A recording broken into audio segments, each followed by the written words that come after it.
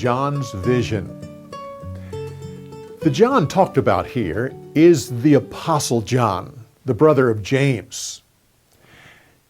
James was the first apostle to die.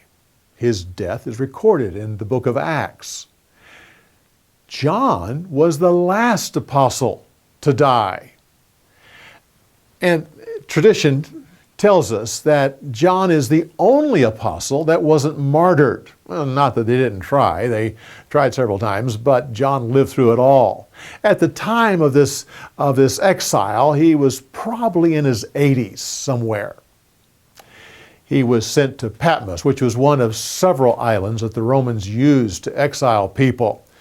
Patmos was a small, rocky island of about 10 miles long and 6 miles wide, a little bit smaller than the Sea of Galilee. It was about 60 miles from John's home area, which was Ephesus. Actually, it's on the other side of Miletus, which is where Paul stopped to talk to the elders of Ephesus, about 37 miles from there.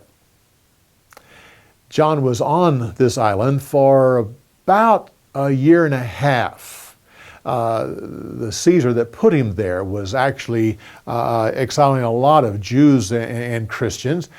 And John was meant to stay there for the rest of his life. That's what they did. They stayed there. And there were different types of exiles. More than likely, John was allowed to walk free. He just had to stay on the island.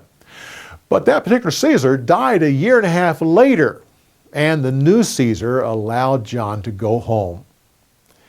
The 7 churches that are referred to in this story were either started by Paul or he came soon after it was started, all right in the area of Ephesus.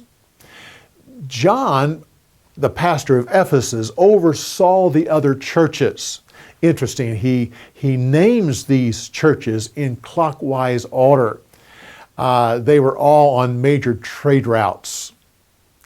The question comes up, why 24 elders? And there's a lot of teaching on that. But in reality, we don't know why. But a couple interesting things is that King David appointed 24 elders to represent all of the priests.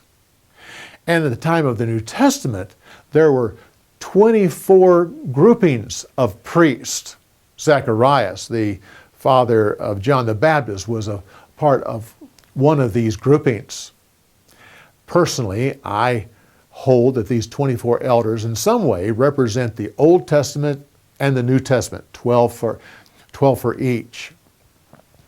The scroll with the 7 seals. Now you may think that's a scroll with 7 seals right on the outside. No. This was a common Roman contract. They would take the first part of the scroll and they would write on the front and the back of it, roll it up, and then with witnesses, it was sealed. And then the next part was taken, written on the front and the back, and then it was rolled around it with another seal.